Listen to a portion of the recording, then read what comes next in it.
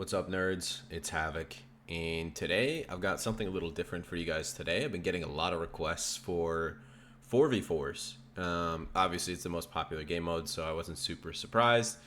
But I wanted to showcase this game because it was very competitive, and in this game we kind of go through a lot of ups and downs, and I'm very much like present on the map, trying to influence various areas of the field, trying to help out my teammates, trying to mentally manage the team.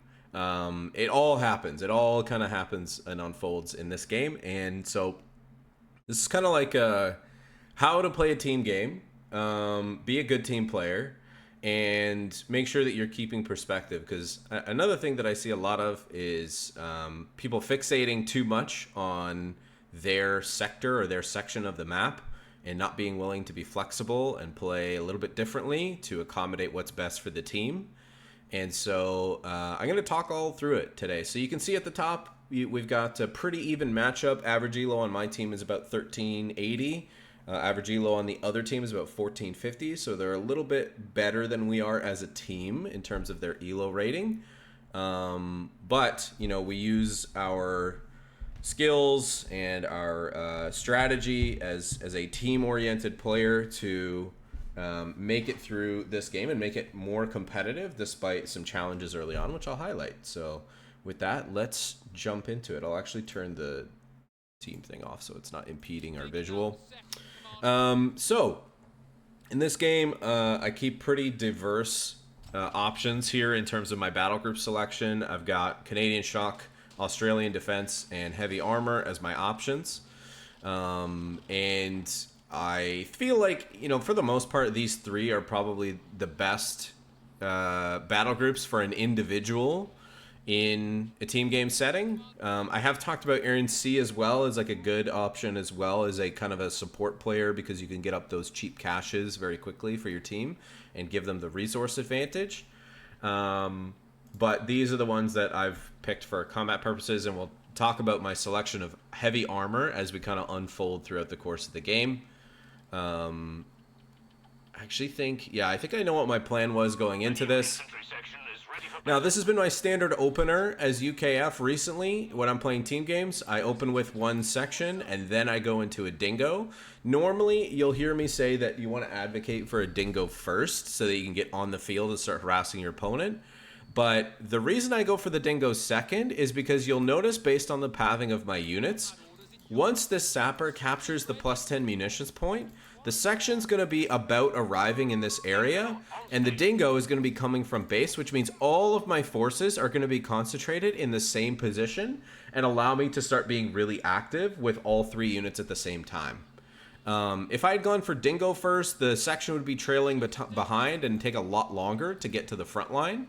And that's going to impact my early game combat performance. So you can see here, now I'm playing on the north side rather than in the middle because I want to prioritize and make sure that our plus 10 fuel is secure. These 2 points are the most important on Oasis Depot for each side, obviously because you want to protect that plus 10 fuel income. And I do want to be able to be flexible to pivot and rotate to help the player in the center when need be so that they don't cut us off down the middle. But for starters, we're going to go for this cutoff. I can see that the opponent has captured the VP here at the top. Going to lead in here with the dingo first because the dingo I want to be taking the brunt of any kind of damage that I'm going to be having to deal with. Getting my infantry into the heavy cover positions and the high ground here. I see my teammate calling out the fact that there's 2 players down at the bottom. Yellow is engaged in the middle. And this isn't super surprising. We can see like the orange player is actually divided here. He's got half his units in the middle and one of his Panzer Grenadiers here on the side. We do manage to identify and chase down some of these isolated Panzer Pioneers. I'm actually swinging to the lower Panzer Pioneer that my teammate has prioritized to try to pick up the kill on them. Meanwhile, section very content to engage here at long range against the Panzer Grenadier building to building. And now, again, we're getting super active with the dingo up here in the middle. Not concerning myself too much with what's going down on the south side right now because there's not many resources for us to prioritize. Once we manage to get a stronghold in this position here at the crossroads, I can start thinking about where I'm going to pivot to next to help out my teammate. As, you know, there isn't a lot for us to gain for me to continue pressing south in this case. You can see the 250 here has arrived at the Flamer Pioneer. I'm not going to overcommit here because I can see the Dingo, or sorry, the 250 has appeared behind me.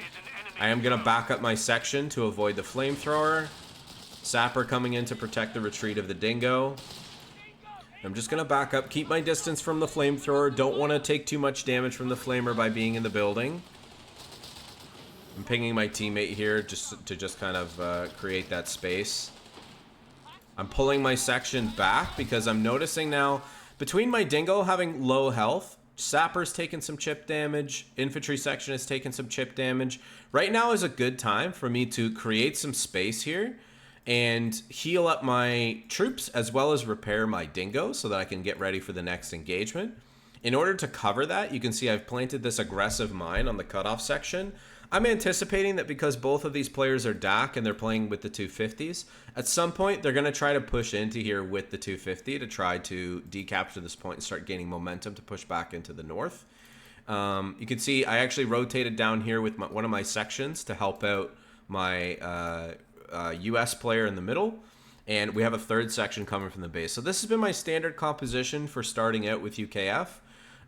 You can weave a machine gun into this as well later on if you're facing a lot of like infantry blobs from your opponent. But I like the versatility of the section. Obviously, the scalability, I think they're like the S tier infantry currently on this patch. And so this is a very healthy start, very well rounded. And the 250 is, or sorry, not the 250, the Dingo is what's going to give you all of the aggressive pushing power in the early game to create space for your sections to deal damage at long range. And your Sapper is really just playing in reserve here to support, repair the Dingo, and then plant mines on the back line. And then if your opponent gets really aggressive and decides to push into CQC, that's when the Sapper's strong close-range combat power is going to come in handy. So you can see, I can notice the 250's kind of overextended here. I've got my teammate's Dingo here. I call out the Panzerjäger, but unfortunately, it was too late for my teammate to notice. So we're just going to back away.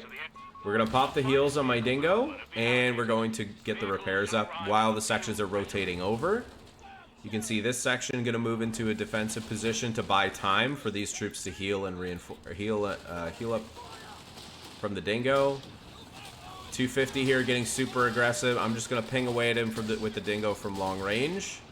Section's going to come in to try to deter the Panzerjäger. He actually runs into the mine with his Assault Grenadier, which isn't what we were hoping for. Teammate does a great job here sniping the Panzerjäger to force it away. And now I've got all the troop consolidation I need. He's getting way too aggressive and overextended with his Assault Grenadier, so we were able to take out the 250. He really wants to fight this Sapper at close range with his Assault Gren, which is just taking way too much damage from all these sections. And we do manage to pick up some crucial kills here. So now, like, Orange is in a rough spot. He's got 2 units left. I've been noticing, you know, my teammates are still kind of struggling down here on the south side. This player is playing coastals, so he's kind of just been creeping up this side with the bunkers. Now I'm thinking about, now that we've got the advantage and I can see my teammates starting to fortify this position, I am very content to start thinking about pivoting and moving to another area of the map. Because we've gained the initiative here, we've secured the crucial like crossroads point. Just calling in some artillery to force away that machine gun.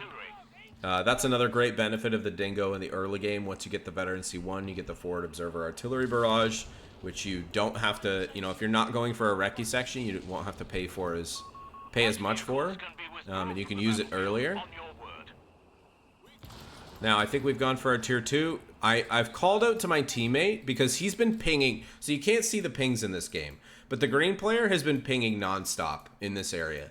And I'm sure you guys experience this a lot with your teammates. Like, they get frustrated, you know, they're getting double teamed, or they're, you know, having to deal with like too much, and they just feel like their morale is dropping, right?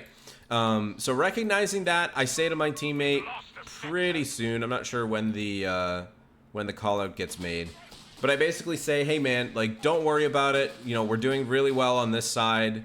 I'm going to come down and help you. And I think I let him know that I'm planning to build some bishops to help with the coastals on the side. Because this guy, there we go. I say, we're okay. You know, he's like pinging like crazy. And he also tried to surrender vote, which you can't see here. So I basically said to him, hey, man, like, don't worry about it. You know, we're okay. And then I think I'm typing out to him around this point as well that I'm planning to build some bishops to help out with the coastals that he is fighting. There we go. Getting bishops to help your side with the coastals. Meanwhile, you know, I'm just making sure that my teammate feels completely secure in this area. And after a little bit of time, we're going to start slowly pivoting our forces down over to the south. In the meantime, I have moved my sapper up here to the north to wait for an opportunity to build a cache on our plus 10 fuel to help us start building that resource advantage. I'm not going to build it now because I want to save the manpower for my first bishop. Sections here just pivoting down into the center. See, this guy's complaining about yellow. Yellow, I think, was one of the lower rated players on our team, but honestly, considering he was playing more towards the center and he's playing with Rifleman as USF, like, he's doing his best, you know? There we go, using one of the artillery barrages. I'm pinging the flak Veerling here for my Australian teammate, who is actually, you can see him rotating down his 2-pounder. And this, like, using the pings for those kind of callouts for, like, knowing when your teammates have units that you can't control, but, you know, they can be useful elsewhere. Just using, like, 1 or 2 pings to help your teammate see that opportunity is a great way to kind of, like, help them out. You can see here, the sappers here, I'm fighting with the sections now in the south. I'm starting to pivot these sections down there as well. And now we've got a bishop on the field. So I want to talk about the battle group choice at this point. So I've gone for rigorous vehicle training because I don't have many sappers, and honestly, I'm not planning to build that many. The experience rate on my vehicles is going to be really nice because it also applies to the experience gained from training, which means once I purchase training on these bishops, they're going to get to the Vet 1 and Vet 2 very quickly. And that's going to give me the opportunity to just continuously blast this purple player from the purple coastal player, and help kind of slowly but surely force them back. And obviously having the increased veterancy, it's going to reduce the barrage time. You can see the recharge speed here, and it's going to give me extra rate of fire, which is going to lead to more converted kills. Meanwhile, we can see here up in the north, now that we've secured this area, my teammate is posted up very defensively here. I'm going to secure this with a fuel cache, and that's going to help us start to build our fuel advantage over the course of the game. I'm keeping my dingo up here in north with my teammate for the vision, access to the forward observer artillery barrage, and in case any more 250s show up, I can see that, like, since my teammate has pivoted his 2-pounders in the middle, it's the least I can do to try to help him out on the north side with the dingo. Bishop, in the meantime, I'm looking for a prime target to start firing at the coastals that are going to appear. You can see I've also teched into radio net here. This is a great thing to use if you're doing a combination of a vehicle push as well as firing your bishops. It will also trigger on the bishops, so you can get, like, some really great barrages in. You can see the Guasatori's coming in here, so I'm coming back to support my teammate, help him push these away. We don't want to give up this crossroad too early. There we go, forced him away.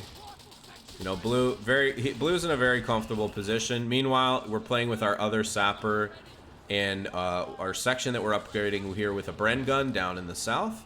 And what I'm going to be aiming to do with this infantry section is just anchoring with the Bren gun, keeping my opponent busy at long range if possible, and finding opportunities to locate the coastal blob and hit them with the bishops. You see the coastals coming in here. Second bishop I have in production. This is typically my go-to. Once I've gone for my second bishop, that's when I'm going to be going for the light vehicle training. And that's when you're going to start to get the benefit of it, because you do need to get your bishops to Vet 1 before you start to get the bonuses. which means you want to get like a couple barrages in at least with your first one, because if you're lucky, you'll actually get to that vet 1 with the vehicle training. We're not going to get quite there, but you'll see, because the 33% bonus also applies. Look at that, dude. We're almost there. We're almost there because we got training with the rigorous vehicle training there. Almost takes us immediately to vet 1. You see this 250 overextended, loses his GMC, which is definitely not ideal, but not the end of the world. In the meantime, Dingo playing in the center, playing with the section, supporting this double team in the middle against my blue teammate. Yellow has pivoted mostly down to the south. Green is chilling, which is kind of hilarious considering he was complaining the most. Looks like now he's starting to get active though. And I'll talk about the bishop barrages once we start getting a little more active with them. Seeing that he's pushing us off the center here, I try to use my vet 3 Dingo to come in here and tow away this 2-pounder. Unfortunately, we get hit by a snare, followed up by the Panzerschreck shot. Unfortunately, lose that vet 3 Dingo, which is a huge bummer, but it's okay, not the end of the world.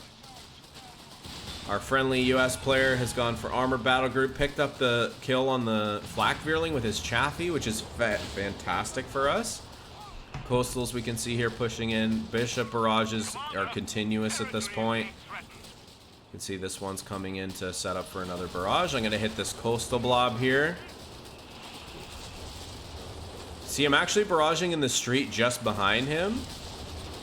There we go. Force retreat there. Huge hit from the bishop. Takes out one of the squads. Big hit on the other troops. And now I know where he's retreating to. He's on his way back here. So I'm going to be thinking about how to stagger my bishop barrages to hit both groups of, or hit the group of units in multiple positions.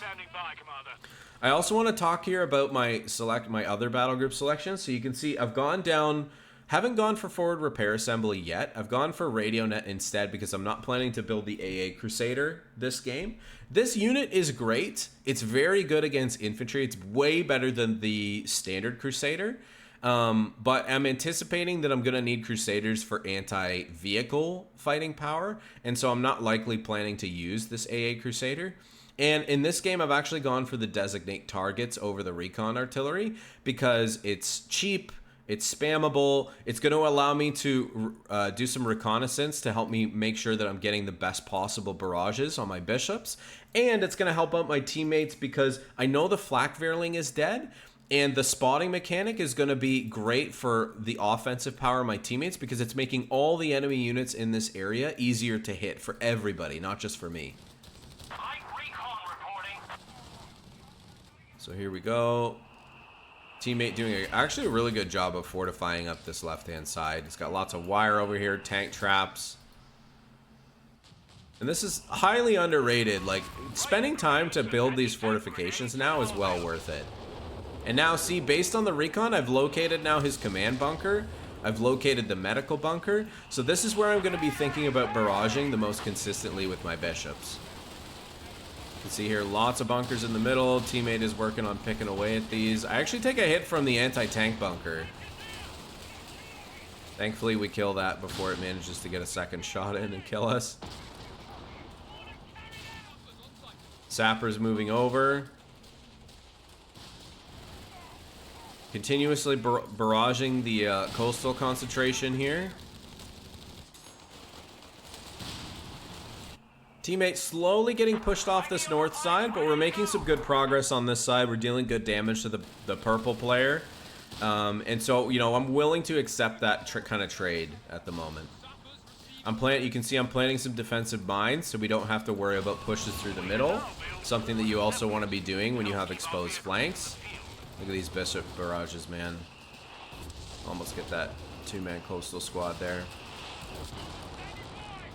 Are you firing both? Okay, hold on. I want to pause here and talk about the barrages. So the first barrage I used on the concentration of troops in the middle, right? This is where the coastal blob was when I started firing my first bishop.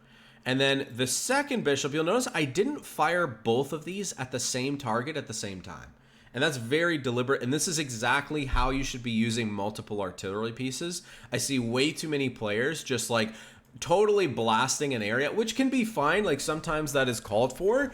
But especially when you're playing against a dynamic opponent who's going to react to your barrages, you want to be continuously staggering not just the duration of the barrage, but the position as well.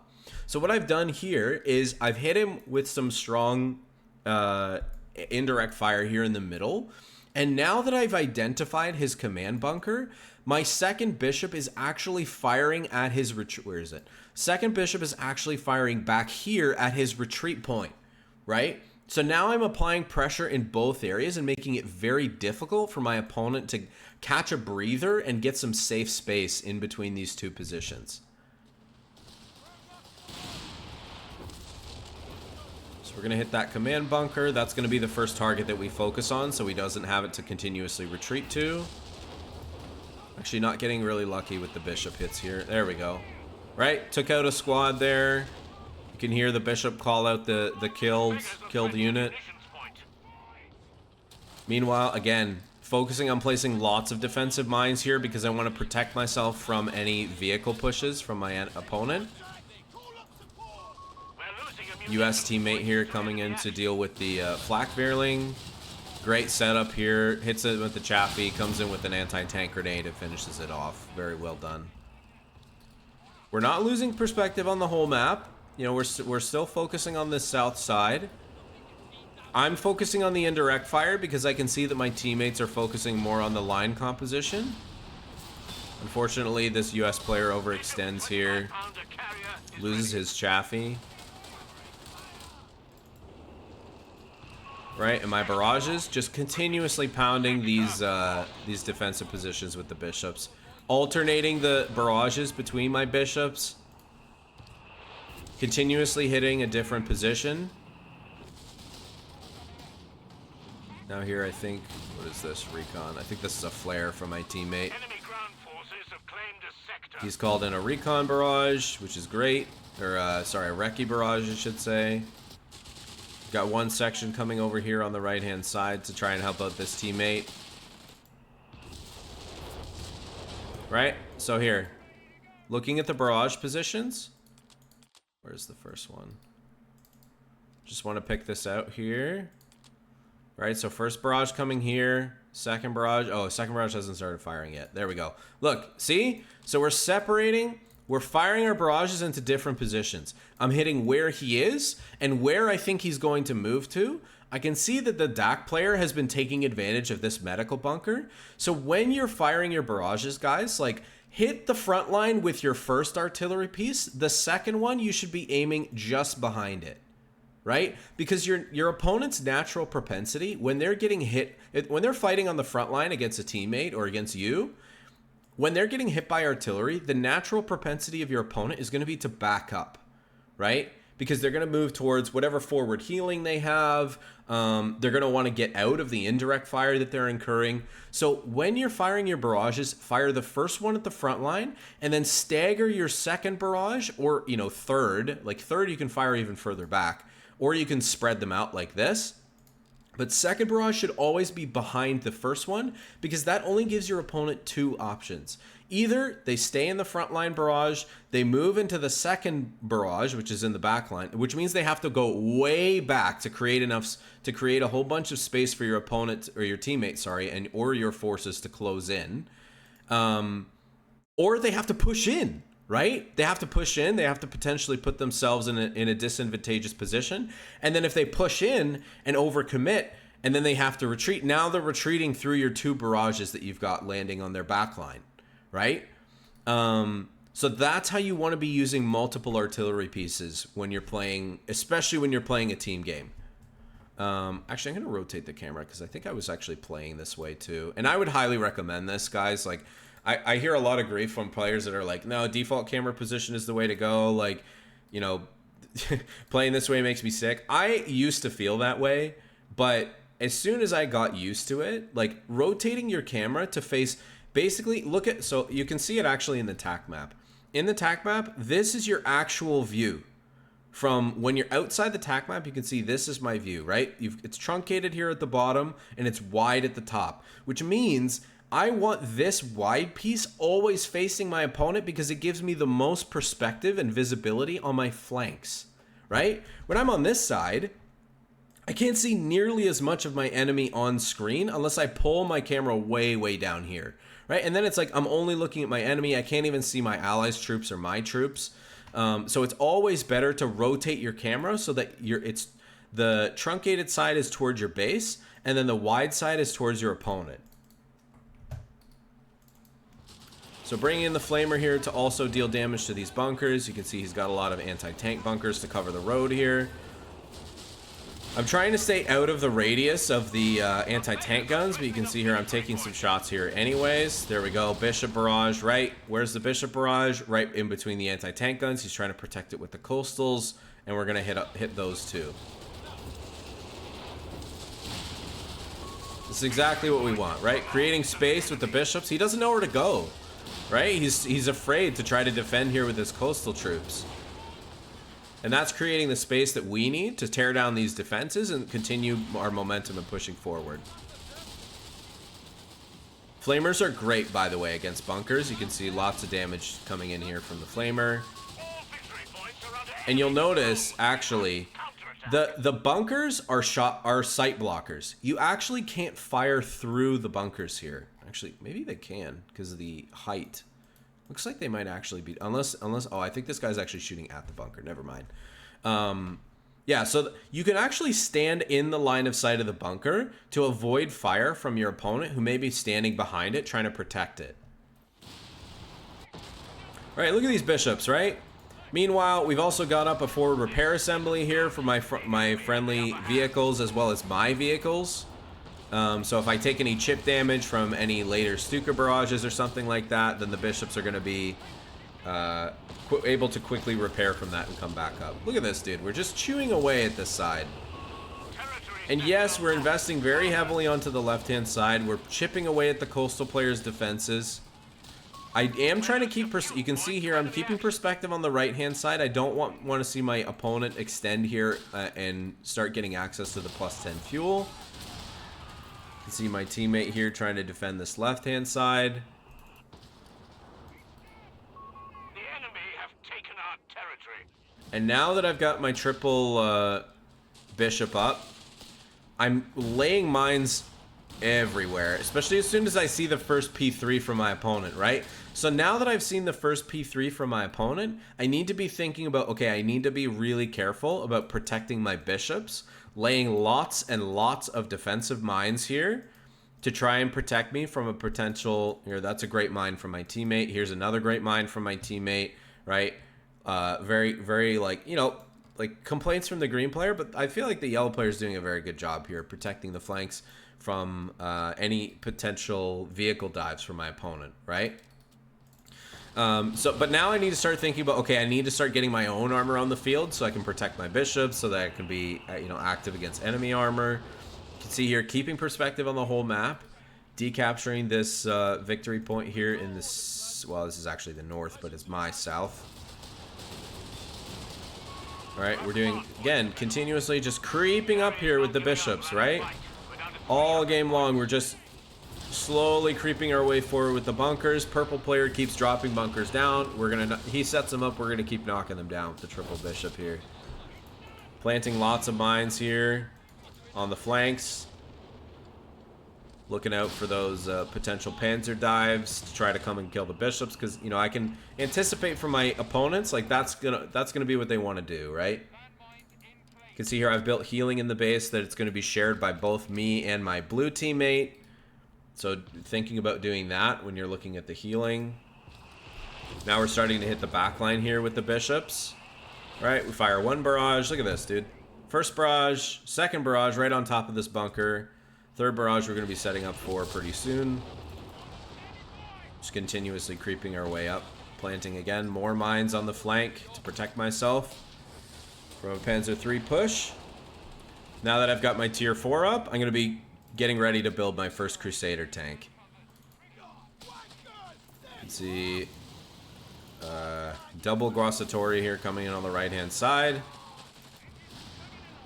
Bishops continuing to inch forward, continuously blasting this front line for my teammate. Looks like they're doing a big push in here.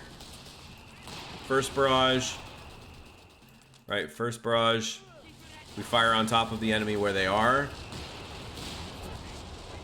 Second barrage on the front line again, right? Because now, like, we've created a pocket between these two, right? So this was the first bishop to fire because this is where the troops were. Enemy pushes forward. We fire the second barrage onto basically wherever your enemy starts settling down to start fighting and their troops are starting to stand still. That's when you want to hit them with the artillery barrage. And now he's got two choices, right? He can either push forward, or he's going to push forward, overextend into my teammate, or he's going to retreat. If he soft retreats back, he's going to get hit by the first barrage. Then if he goes back to base here, I actually think the third one... Where's the third barrage? Well, I think I actually may have fired both at the same position here. Where's this guy? Okay, he just finished, so... Yeah, I think I was continuous. Right? So that big push from these two players here just got completely shut down. By a combination of good, good backpedaling from my teammate. He's got tanks to support, and then bishops coming in to support here as well. I can see teammate, good defensive position here against all this infantry. Matilda's going to have no issues with that. Crusader, I'm going to be thinking about covering the flank first and deterring any pushing on the right-hand side because I don't want them to overwhelm us here in the middle and cut us off. That's going to cause big problems for our fuel income. And again, staying really active with the bishops on the left-hand side here, right? Planting continuously. Look at my munitions, dude. I'm not floating any munitions at all. I'm continuously planting mines to protect the flanks of my bishop here. More mines going up here on the front line. But I do need to be careful because we don't have a lot of visibility into the center section of the map. There we go. Identify that Pack 38 there on the flank. Crusader's going to back his way up here to my forward repair assembly that I've got set up. And I think in this case, because I identified his command bunker, I actually did concentrate the barrages from all... Was it all three? At least two.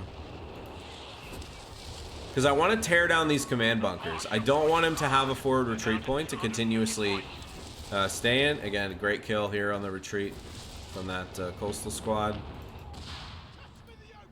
Try to defend the right-hand side. More barrages in here. This bishop. Where's this guy firing? I don't even know where this guy's firing. Maybe on the flank here. Yeah, it looks like I was helping this guy on his frontline push here as he kind of makes his way through the middle. It's funny, Pink actually retreated from this engagement. I was watching this, but I thought, I could come back here. Second Crusader in production. Now, you'll notice my teammates are going for grants, right? I've got a teammate that's going for grants. I've got a teammate that he's got a quad, which is great. I think he ends up getting some tier 4 units pretty soon. He's gone for armor battle group. And then my blue teammate has Matilda.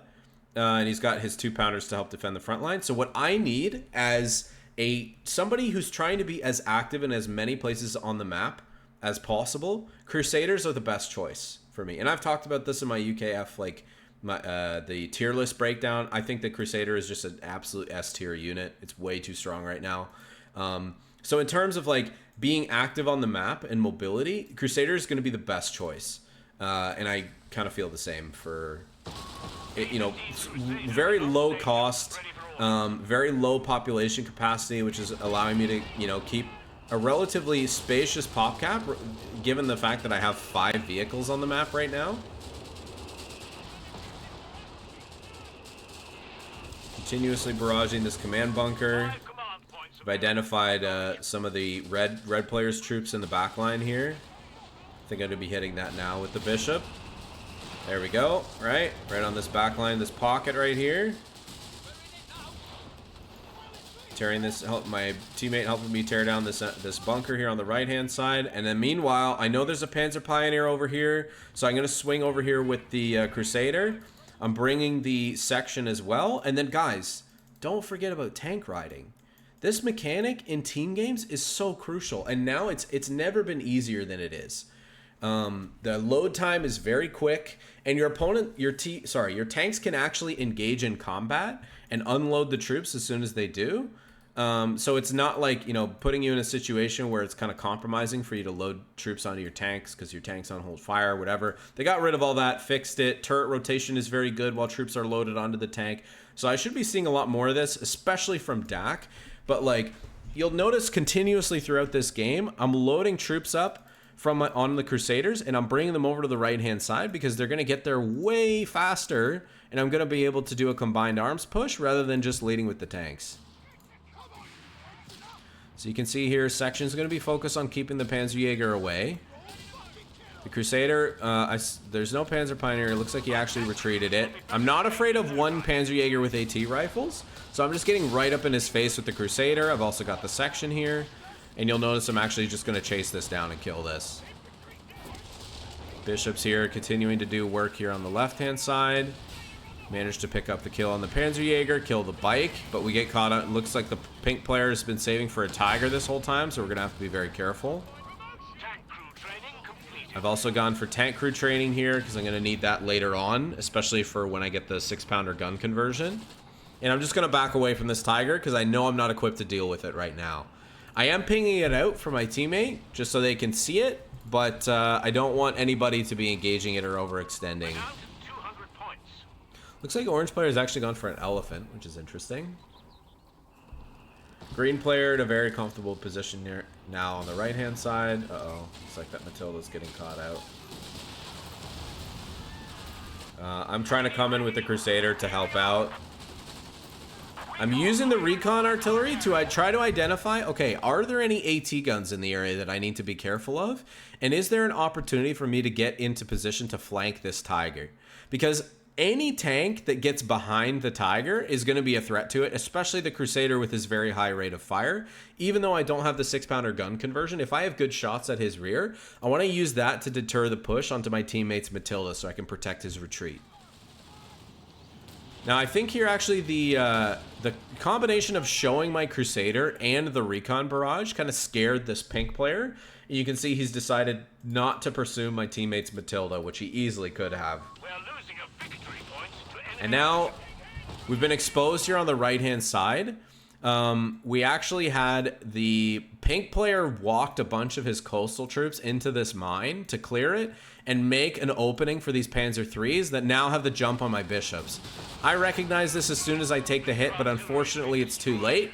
I'm trying to back this guy into my mines, but you can see with the Vet 1 mobility he's already popped. He's having a really easy time actually chasing me down.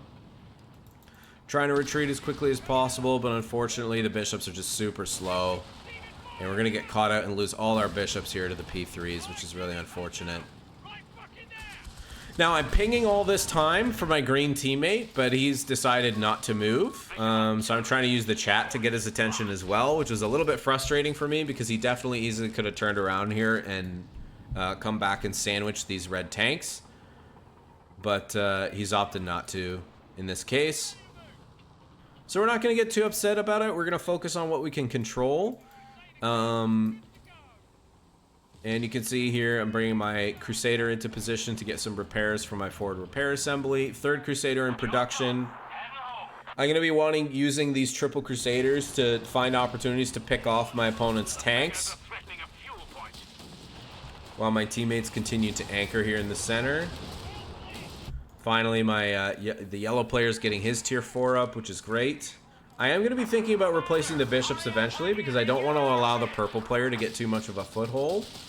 And you can see this green player is just playing like super defensively, which is kind of unfortunate because with the triple grants, like he could make a lot of space here. There we go. We've identified the P3 there in the back line. Teammates trying to set up a 17-pounder on the right-hand side to protect against the Tiger eventually. Third Crusader in position, or in production there. Rifleman catching out the P3. Again, green just focus on defending the victory point, I guess. But I do think this is a missed opportunity for him. Like, I feel like with the amount of concentrated troops that he's got and his triple grants, like, he's in a very strong position to start getting aggressive against these players who especially... Coastal players just been bleeding like crazy. I mean, if we look at the live statistics here, you can see it. Coastal player, 120 infantry losses, right? He's just been getting absolutely hammered by the bishops, by Belphegor's tanks here. Managed to pick off another coastal squad. Now you can see I'm rebuilding my bishop because I'm feeling very comfortable with having a my third crusader. Gonna try and retrieve my teammate's 2-pounder that he's got here exposed. Don't want to give that over to the enemy. And now I'm gonna be looking for opportunities to do some hunting with my crusaders on isolated enemy vehicles. That's my goal here. Try to pick off some quick kills on crucial enemy targets to try to create more space for my teammates to start to retake this center area.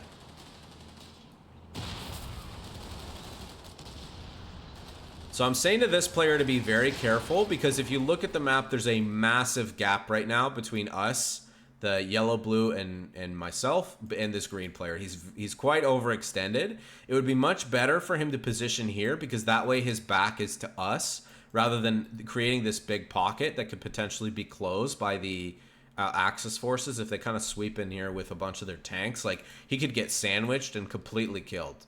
So playing more towards and more like shoulder to shoulder with your teammates is always going to be better than putting yourself where you're kind of creating this big pocket between yourself and your teammates as well.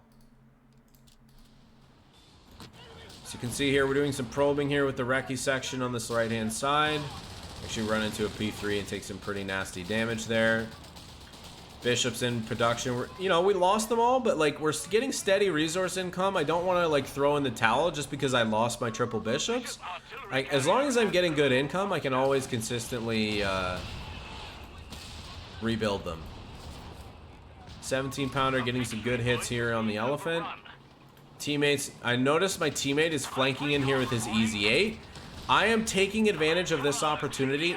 You'll notice here, see, I'm calling in the designate target, so I have complete visibility on this area. We've got some great damage onto the elephant, and I've noticed that my teammate has committed his Easy 8. I don't want him to lose this in vain. I want to make sure that we can secure the kill on this elephant.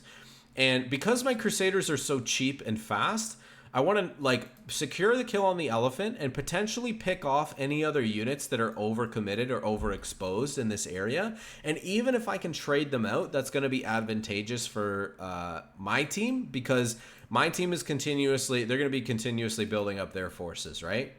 So if I can pick off some of the DAC vehicles here, you can see it's quite unfortunate. Like, if I left him here, he definitely would have lost, maybe not lost the Easy 8. We're getting a good flank here on the elephant, getting behind him, and now I'm finding the pocket. Because of the recon that I'm used, I'm able to find the opening in my opponent's lines. I can see the pack is here, the tiger is here. I'm going to zoom past all of this stuff, and I'm going to push for the indirect units that my opponents have, the truck, this 254, all are great, very soft targets that the Crusaders can handle. Fortunately, we hit a mine there with the first one. I'm chasing it on these mortar half tracks. Alleviating some of the indirect fire pressure on my teammates.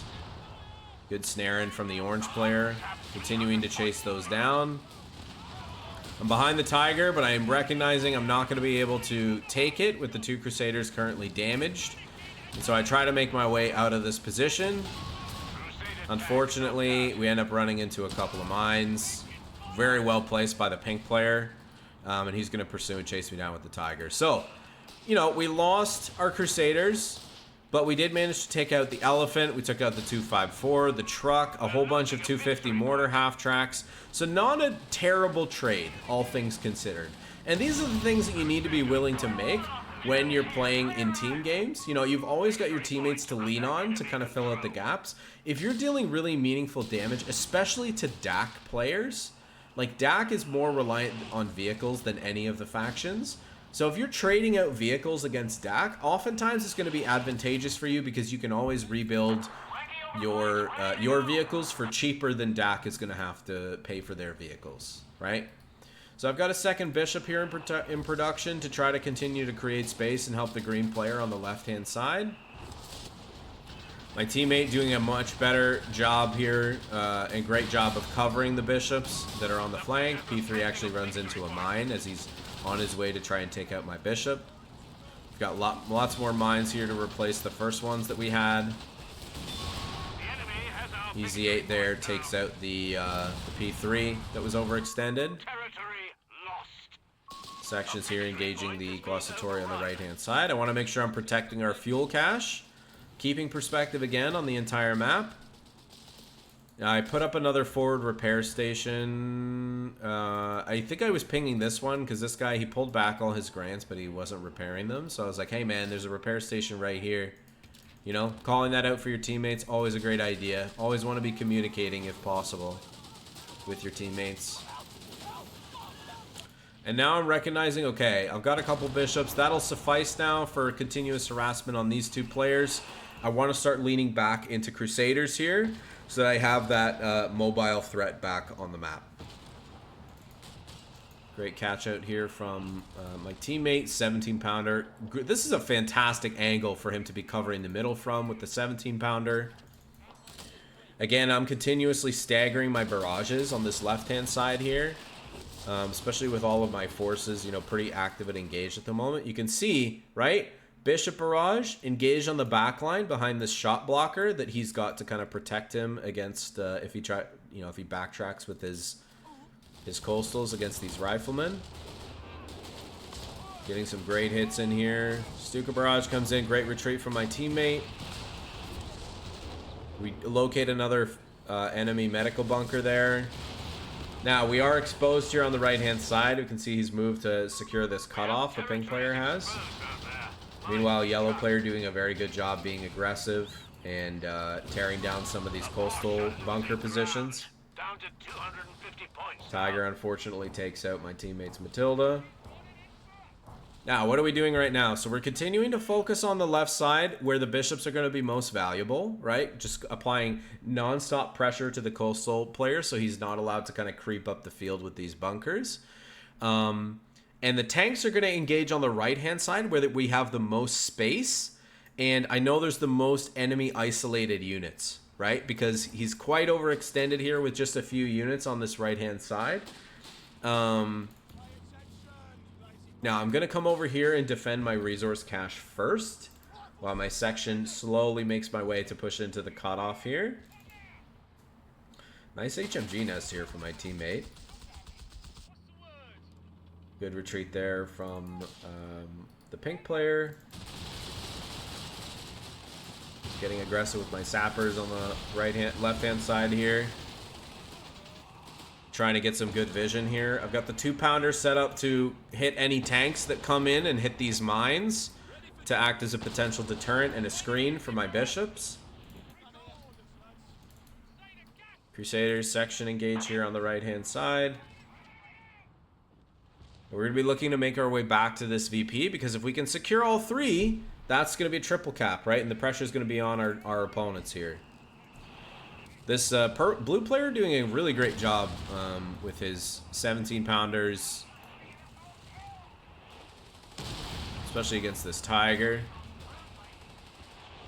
Great deterrent here. I'm actually interested to see if he's gone for...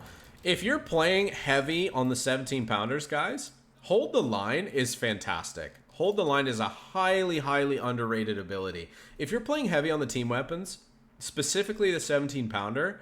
let's see, this guy would go for team weapon training. Oh, that's a miss by him. Man, the extra rate of fire, the extra health on the 17-pounder especially makes this thing really beefy. And hold the line, look at this. Reduces the damage taken by 40% and heals them for 4 health per second when active. This is great for dealing with big enemy pushes, Stuka barrages, what have you. And it's not a very expensive ability. I think it's like 70 munitions. I can't remember exactly what it is. So something for you to consider if you're a player that likes to use those 17-pounders especially. Good hits on the rear of the enemy Tiger. Wow, he actually almost takes it out there. If I was paying more attention with the Crusader, honestly, I probably would have tried to chase him down. Continuous again. Bishop barrage is here on the left-hand side. We actually took a Stuka barrage, so we had to back up our Bishop. This is a great utility of the forward repair assembly. You know, we take a little bit of chip damage. We're just going to back up here, get some repairs. I managed to do a rifle grenade on the machine gun that was suppressing us here on the right-hand side. And again, you know, in a pretty commanding position, we do want to focus on trying to get control of the center section again.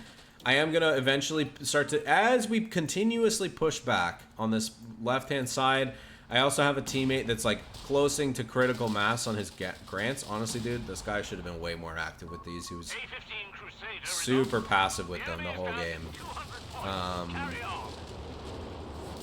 There we go.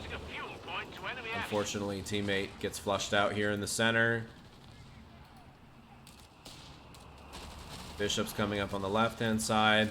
Now I should be starting to think about pivoting my Bishop targets from this left-hand side over towards the center. So we can create more space in the center, keep this position relatively secured, so that we can contest the center much better. So you notice I'm kind of probing for targets here on the Bishops. I'm looking for, okay, right, I'm going to use my designate targets ability to do some recon on the right-hand side and try to identify some good targets here for my Bishops. Not really seeing anything obvious here outside of these two command bunkers, so we're just probably going to end up hitting those. But I actually decided to go for this infantry concentration on the right-hand side here. Right, Bishop barrages, one here, one in the back line, right? And you'll notice I'm also hitting these choke points, creating this opening for my teammate to use his Shermans to hit the enemy positions here. Looks like my teammate has used a naval barrage to take out these bunkers. Not a bad choice. Crusaders covering the right-hand side here. And again, right, so my teammates are doing a very good job handling the front line here. I don't need to overcommit my forces to this side. I want to make sure that I'm staying flexible and I'm staying nimble. The Bishops are supporting the pushes on the left-hand side from my teammates. The Crusaders here are going to be defending the right-hand side and looking at these overextended units that are going to be hitting this VP. Retreating here from the Stuka barrage in the center. We can see the coastals moving in. I'm going to be pivoting my Bishops to hit this concentration of forces in the center here. The beggars are threatening a victory point. Hitting the VP, right? Hitting the VP, hitting just behind the VP, right? Staggering our barrages, separating them, making it very difficult for our opponent to find a safe position. Couple Crusaders here on the right-hand side.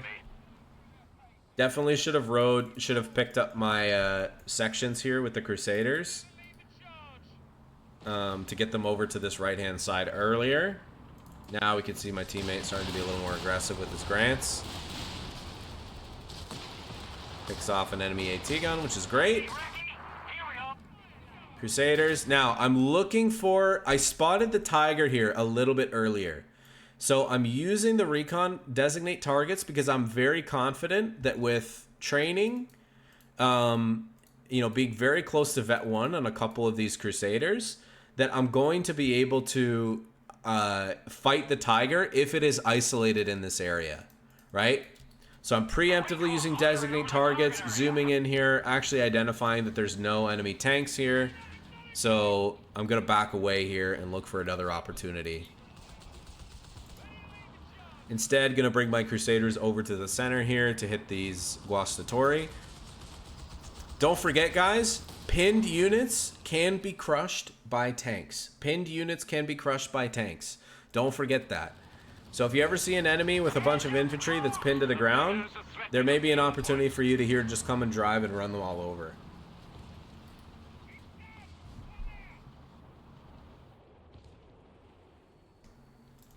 Great. Bishops coming in, smashing the center. Crusaders. I'm not staying super active with them. I'm doing a lot of hit and run with the Crusaders. This guy overcommits to trying to kill the rifleman. Another barrage coming in here. We're going to make our way out of that position. We're not going to run into our enemy's artillery that they've called in. Do manage to pick up the Guasatori, which is great. Pretty soon I'm going to be thinking about putting up another forward repair assembly over here to help out my teammates as well as myself in the center. US player doing a big push in here into the center with his Shermans. Honestly, probably not the greatest move considering how surrounded he is right now. Oh, hits a mine. I'm using the recon barrage to make sure that we have complete visibility into this area. Trying to decide if there's an opportunity for me to get a flank on this Tiger, but pink player does a good job of backing up and protecting his flank using the bridge. Just gonna swing in here, try to deter all the infantry in the center, and we're gonna back away, right? We're not overcommitting with our Crusaders. We're just doing a lot of hit and run, trying to use the element of surprise and taking the initiative using our speed to look for opportunities to pick off those isolated units like we talked about. Bishop's now much more focused on the center here. This area is pretty much locked down. I mentioned a repair station we're going to put up here in the back line to keep all of our vehicles topped up.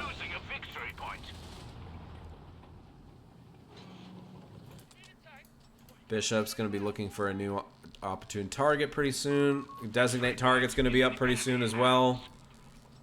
Potentially look for an opportunity. I notice, okay, so we've got an enemy assault grenadier on this right-hand side. Rather than retreating my sapper away, I actually walk him away, soft retreat from this position. I'm going to wait for the Crusader to come in and push off this assault grenadier. And then to keep the VP pressure on, I'm going to walk my sapper back in here. So always think about that, guys. Like, am I really in danger of losing a unit? Do I need to retreat all the way back to base? Or can I just back up, wait for some reinforcements to come in, and then come and help out?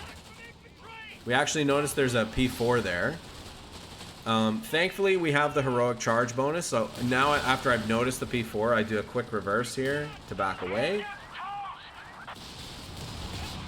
And then we actually get caught out here by the Tiger, which is unfortunate. So, now that we know that the pink player has a P4 and a Tiger on the right-hand side, we're going to have to be much more careful. And now it looks like he's going to overextend here, potentially into the 17-pounder. I'm thinking about responding, and you'll notice here I'm upgrading both of my Crusaders into the 6-pounder gun conversion, because that's going to allow me to much more consistently penetrate both the Tiger and the Panzer IV, especially at close range. The enemy have taken our territory. Right, and recognizing, like, looking at the context of the entire map, knowing that DAC players don't have a lot of really threatening infantry anymore, this is a perfect time for me to be upgunning my Crusaders so that they can scale into the late game here. I actually managed to get Vet 2 on both of these because the armor training is currently bugged and it applies the armor training bonus twice. Now look at this, right? So we've identified the Tiger. We know, okay, he's got a Panzer Pioneer here on the right-hand side. I'm pushing my section in here with the recon package to get as much information as possible on my opponent's position. Meanwhile, this section, taking the pressure currently from the Tiger. Gonna wait for that third shot to come in before we retreat. A little bit dicey. Managed to get a snare grenade in here. And I'm microing my Crusaders to get behind the Tiger. The Tiger is the prime target here first. It's Vet 3. It deals the most damage. And now that I have the initiative and I have an opportunity to access the flank on this Tiger, I'm going to take it, especially because it's snared, right? So zooming in here with the double Crusader, going for the rear armor of the Tiger first, especially because this Panzer IV is definitely definitely a threat, but the Tiger is the bigger threat because he's got Vet 3. And I want to use this opportunity. If I trade out these two Crusaders for the Tiger, that's still going to be a win for us, right? So I'm going to slow this down a little bit, right? So the snare comes in, access to the side armor first, continuing the push onto the rear. Look at this. Avoiding the turret of the Tiger. Now, how do you handle this if you're the pink player? stop moving, focus on rotating the tank, because the tank will rotate faster if it's not moving. So if you're ever getting flanked like this, stop moving, rotate your tank as quickly as possible, because that will do two things. It will rotate the turret of your gun. It will rotate the tank turret more quickly because you're combining the speed of the rotating chassis and the rotating turret. And it's going to, limit your opponent's opportunity to get access to your rear armor as much as possible. You can see this guy, he's backing up, which is a mistake here, right? You can see I'm microing, staying directly behind the Tiger rather than continuing to swing around. Now I'm pivoting to change targets onto the P4. I'm going to see if I can get an opportunity to back this Crusader up while the other one closes in, but I'm not going to get it here, unfortunately. And then I actually make a mistake here. So continuing to zoom behind him, I missed the shot on the Crusader on the attack ground. And then right here, you'll notice he's backing up, backing up. What I should have done is actually rotated my armor a little bit more to face towards the front. Actually, it wouldn't have mattered. I was at 120. I was one shot away anyways. We do get the hit, but we don't manage to kill the P4. So, we kill the Vet 3 Tiger. That's a win for us. Almost managed to kill the P4, but not quite. And that's just an example, guys, of the Crusaders just being able to punch way above their weight. Like here, we got a good opportunity to flank the Tiger. And because of that, we managed to trade the Crusaders out. Would it have been better for me to wait for the third Crusader? Maybe, right? But I also may have missed that opportunity to take out the Tiger when he was way overextended and unsupported. You can see he actually had a P3 here on the way. I'm going to get immediately aggressive with my Crusader because I know that P3 is low.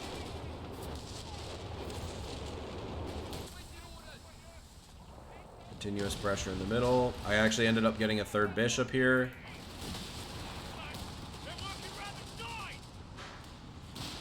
Good smoke here by him. Actually helps me get away here with the Crusader. And we're going to be waiting for another one pretty soon. We're just going to have to give up this right-hand side and continue focusing on creating space in the middle with the Bishops. I actually think here I might be looking for an opportunity to hit him while he's repairing. I'm not sure what I was rotating these over for.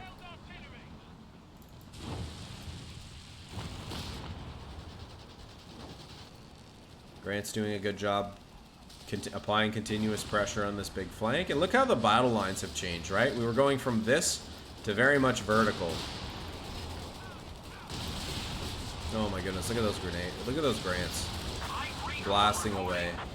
Using a recon barrage here, supporting the push in with the Bishops. You can notice, I was hitting the position behind the Elephant with the Bishops to try to deter the retreat. We've identified some great new targets here in the middle for the Bishops after we finish those barrages that we're currently doing. This is the power of the the designate targets ability, right? I actually tried to hit out this Stuka. Hitting the Stuka is a good example of a time when you might want to try to concentrate the fire from all of your Bishops to try to pick off a soft enemy vehicle like a medical truck or a Stuka. But in most cases, you're going to want to stagger it like we talked about.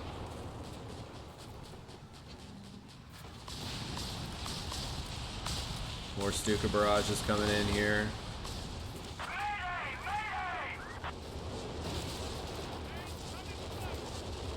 A lot of Stuka barrages coming in on my teammates' vehicles here. Uh-oh. Z8's caught out there. And again, these forward repair stations come in super handy to help my teammates, right? Because they've got all these tanks. Great hit there from the Stuka. Actually takes out one of my Bishops, which is unfortunate for me. Another Tiger in here from the pink player. He didn't wait too long to call another one in.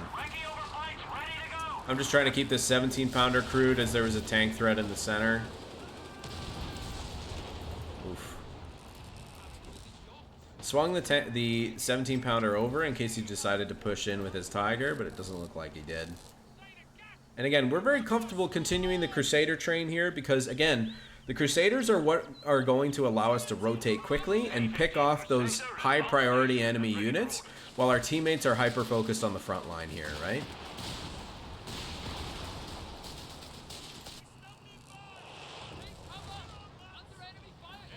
Lots of repairs here coming in from the repair assembly. It's actually a bit of a miss from my teammate. Looks like he's got a mech.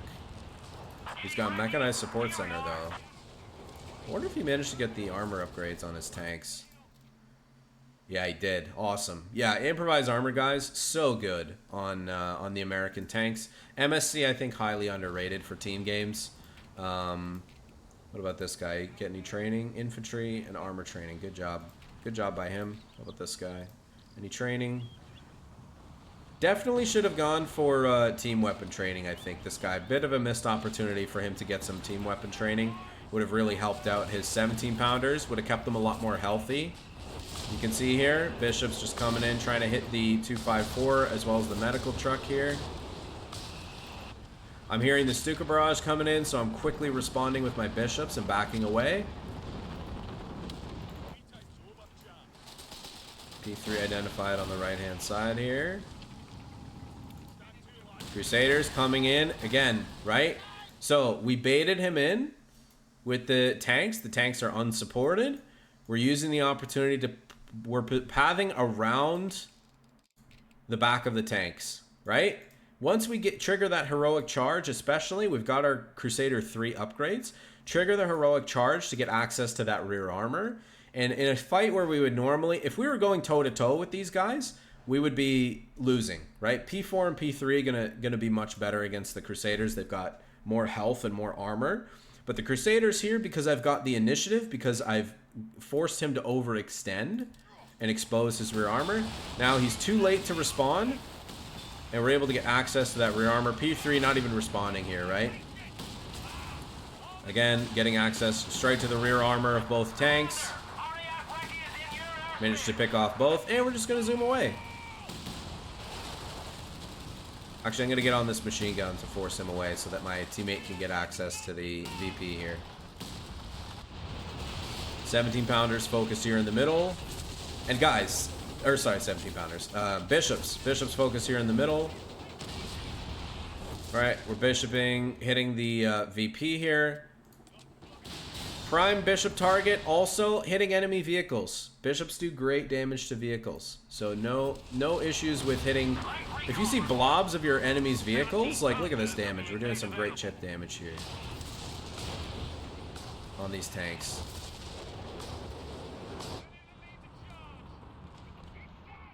So now, what I'm doing is I've identified that most of my opponent's vehicles are committed to the center. We can see here, red player's vehicles, he's got a Tiger, P3, double Stug. Most of his vehicles are committed to the center. I know the pink player has a Tiger tank. I don't know where it is exactly, but I know that he has one. So what I'm actually doing now is I'm going to go on a mission with the Crusader tanks to try to take out the enemy Stukas. Because if I can do that, that's going to give my blue player some space to creep up again with his 17-pounders and support the middle, defend the middle. And it's going to alleviate a lot of the pressure that we're taking from the continuous Stuka barrages in the center. And again, the Stuka is actually a much more expensive vehicle than the Crusader. So even if I trade them out, it's going to be worth it for me. So we're going super wide here with the Crusaders. Not going to go through the center, not going to go over the bridge, not going to go through the cutoff. We're going way to the outside of the map. I'm actually still, I think, focused on the what's happening here in the center. This was my first mistake. When you're doing a big flank like this, guys, do not touch the control points. If you touch the control point, your opponent can see you. So if I was doing a better job here, what I would have done is just microed to the outside, maybe like up here along the ridge, over to the backside. And that would have prevented any kind of visibility from my opponents to respond to this. Now I'm actually going to open up the reveal all because I want to see if they did. It looks like maybe.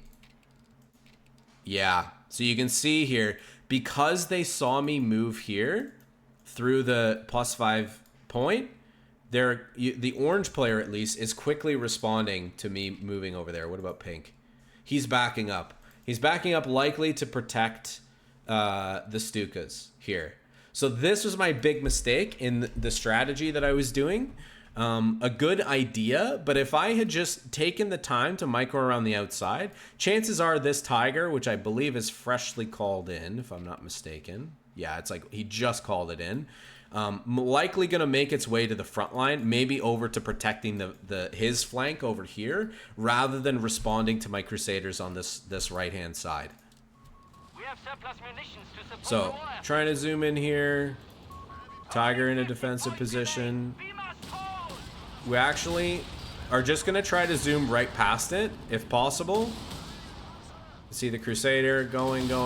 Actually expose my rear armor to the Tiger, which was unfortunate. He takes a lot of damage, though. And I'm looking for the Stukas here. Looking for the Stukas. Run into the second Tiger. Try to micro my way out because I realize I've overcommitted. Butterfly bomb paratrap active. But then you can see green closed in, took the opportunity to push in and finish off the enemy, and they ended up surrendering. So there you have it. Great performance overall from like my teammates. You can see I took the most damage by far, not even close. Guys, taking damage is not indicative of anything bad necessarily. It just means that you're being very active with your units, and that's a good thing, right? That's always a good thing. We look at our unit efficiency here. You know, 5. Oh, we should be looking at our vehicles, right? Crusader 3, great efficiency factor. Bishop's not as good because we produce so many of them. And the other thing is the infantry kills and damage is never actually counted correctly because there's a bug for counting infantry kills onto vehicles with explosive damage. But yeah, you can see here, like, you know, Crusader 2, Crusader 3, we ended up doing 8 Crusaders in total. 4 of them were 3s. Killed a few high priority vehicles, which was great. And so, yeah, there you have it. Like, I thought that was a good example of a game to share where, you know, we're making use of the strongest parts of the UKF roster. We're supporting our teammates mentally and, like, in the game. And communicating as much as possible to help us end up actually winning the game. So, hope you guys enjoyed that. Hope you learned something. And I'll catch you nerds on the next one.